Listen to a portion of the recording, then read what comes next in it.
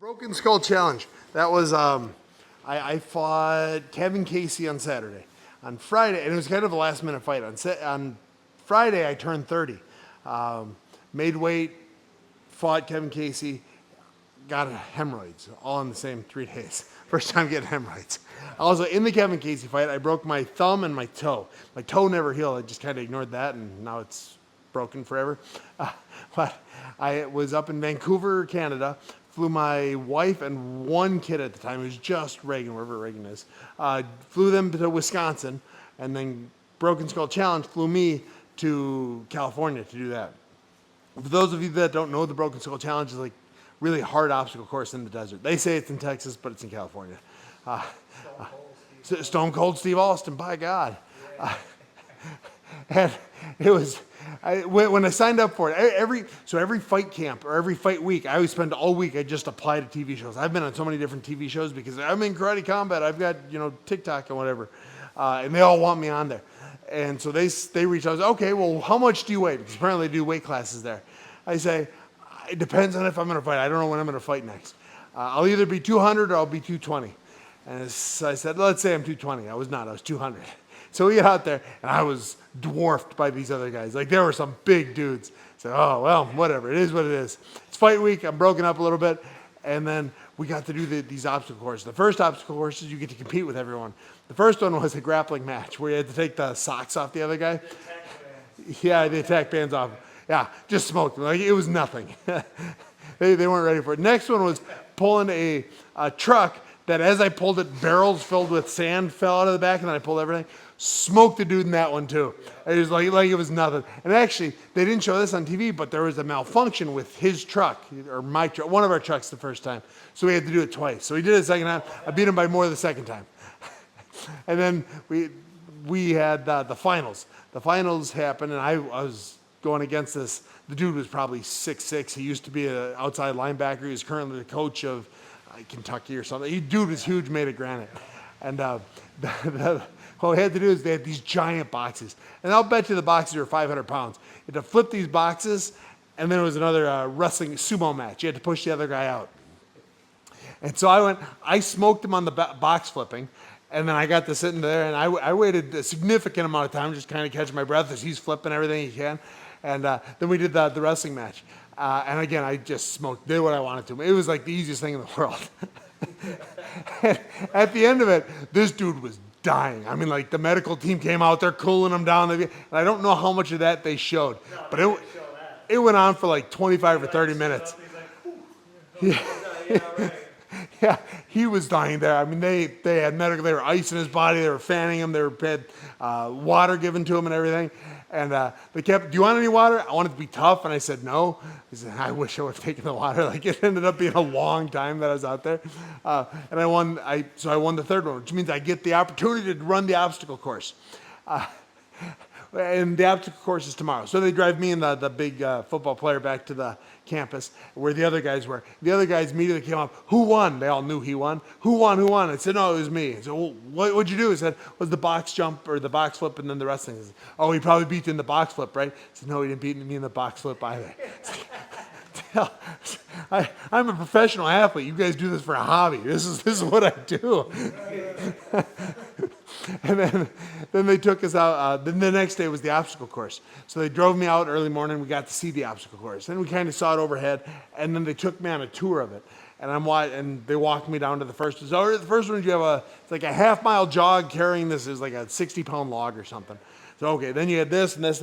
And it's like, this is going to suck. So I really don't want to do this. So, yeah, whatever. It'll be fun. They brought me back up, and then they introduced me to the reigning champion. And they said, oh, this is Frank, or whatever his name was. So this is Frank. He set the course record at 6 minutes and 17 seconds. It's like, oh, shit. Yeah, it's like, I'm not beating that. I couldn't tell them that, but like in my head, it's like, I don't think I could walk from one side to the other side in six minutes and 17 seconds. It's like, so immediately, like, okay, I'm not winning this. So I'll just complete it, and they'll edit it and make me look fine. And it was miserable. It sucked. They make it, one of them, so everything was hard, but you're strong, and I was able to do most of it without my thumb. I was okay to, hide in the lymph as best I could. Then they have you jump under this, into this pool that has a cage over it, and all it does is make you wet. For the next part, you have to run up this giant dirt hill, and this hill's a big hill. But now you're doing it with mud on your shoes and all that. So that one got me. That one was like, oh, this sucks. This is terrible. And then the final one was I had to climb a rope, and I couldn't do the damn thing. I got close. I couldn't grab it, and I couldn't use my feet at all. So it was all arms. I got to within 5 feet of the top. It was probably 30-foot rope. And I couldn't do it anymore. And I couldn't use my feet because my foot was broken. And so I slid back down. And all right, I'll just catch my breath, knowing that it's not going to happen. And then Stone Cold makes me say, all right, do you tap out? Do you tap out? Do you give up? It's like, you're going to make me say it? Fine, I tap out. I can't do it.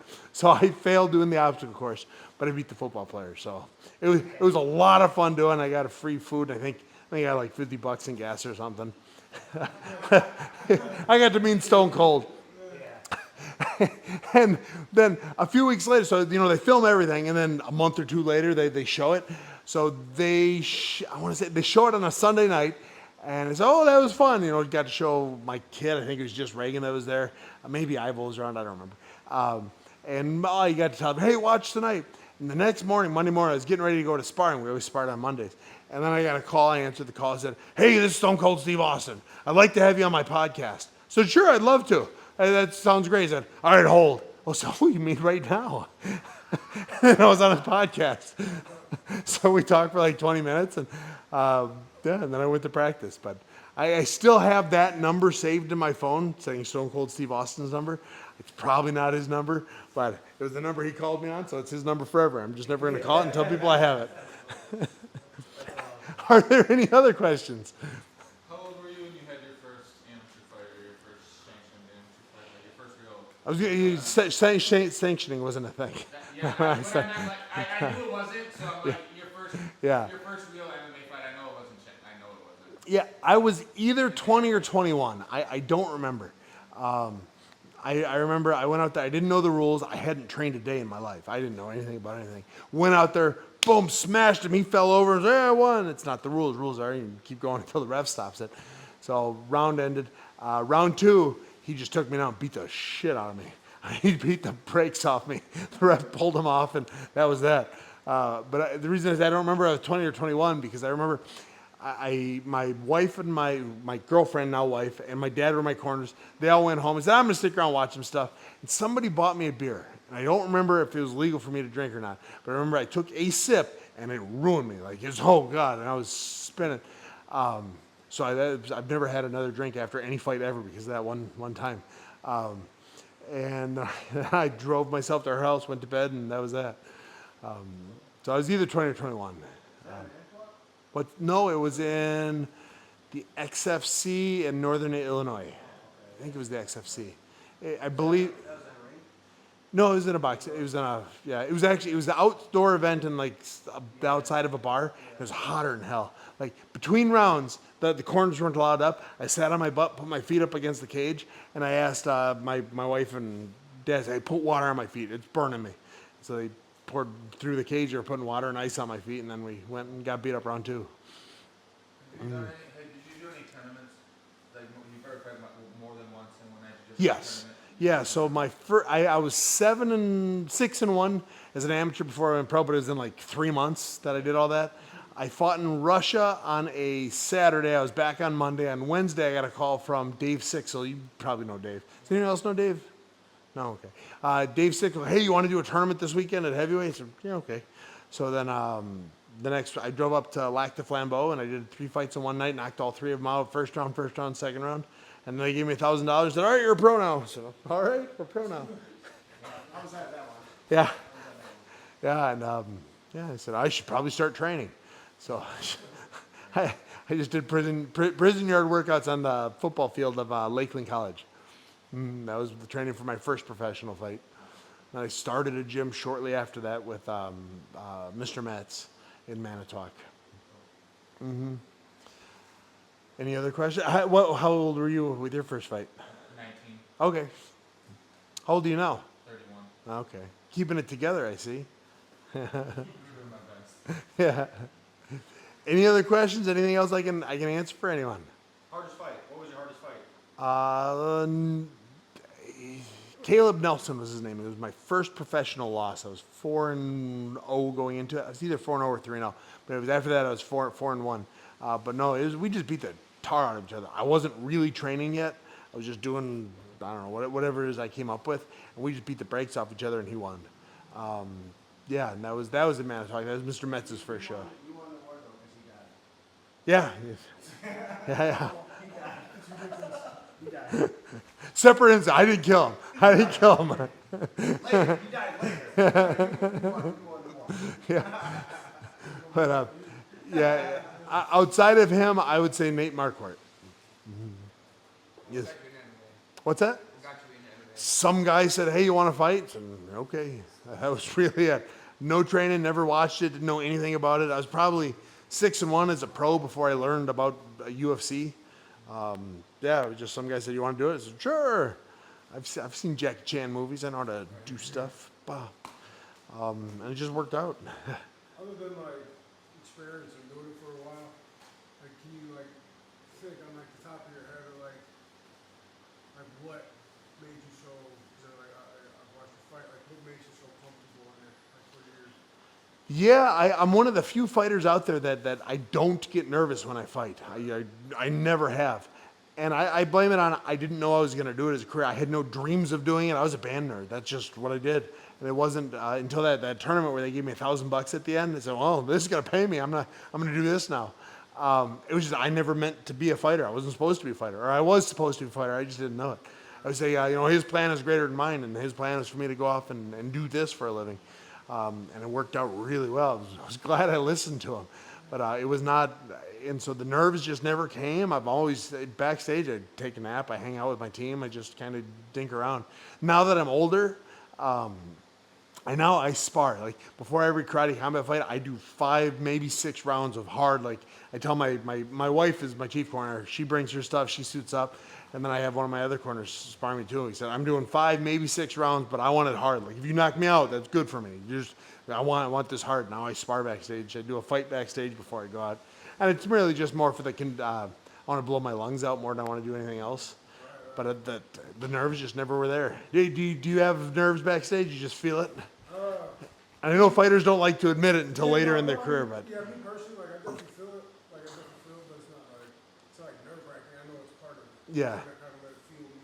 Like I just tell myself that like these feelings, at least I know that I'm alive now. yeah, and it's the being nervous or having the nerves firing means you care. It means it's important to, which is a good way to be with it. And that's you just come up with a system. Do the same thing every fight, every backstage. You get yourself used to it, and your body will just start going through the motions. I always say a prayer. I always kind of relax, and now I spar every time. I used to hit mitts, and I've got a stretch I've been doing for 12 years now, and I do the same stretch every fight. It's kind of the beginning. All right, this is how I'm starting everything backstage. Get used to what you're doing, so it's now just part of. It's no longer nerves. It's just scheduled when you're going to feel it, and it just becomes part of your game plan. Anything else? Anyone else? How's Dubai? It was the most westernized city I have ever been to. Like it was more America than Chicago, which I guess isn't saying much. Chicago. But no, it was very clean. There's 3.5 million people live there, and I would have eaten off the street and been just fine. But there was McDonald's and KFC and Denny's, and it was very American over there. Nobody was in you think of the Hajib, the Habab, yeah, that's the one. Nobody was wearing that. Everyone was just kind of chill. They did play the music. I think it was every hour, the time to pray music. But even then, I never saw anyone going to pray. Or very rarely did I see anyone going to pray. It was just like big American city, but cleaner. The desert was pretty. I did go out to I think it was the Red Desert.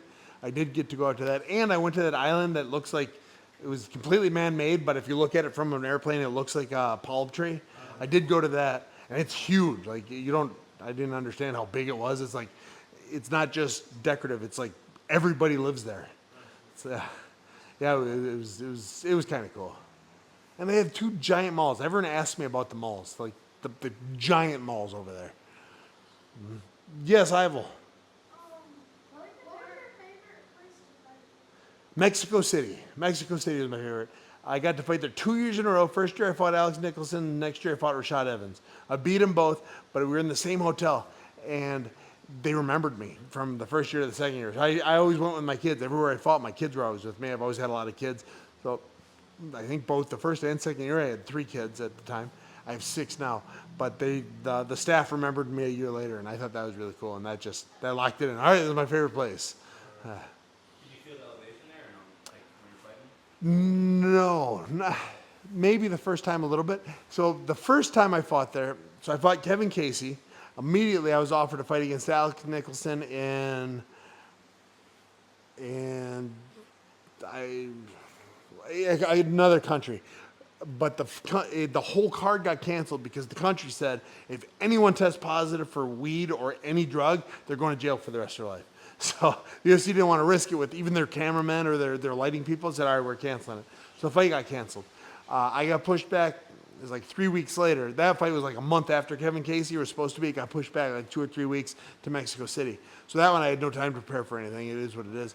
But as soon as I got back, I bought an altitude tent. And almost my entire UFC career, I would sleep at 9,000 feet. And then I'd train at sea level.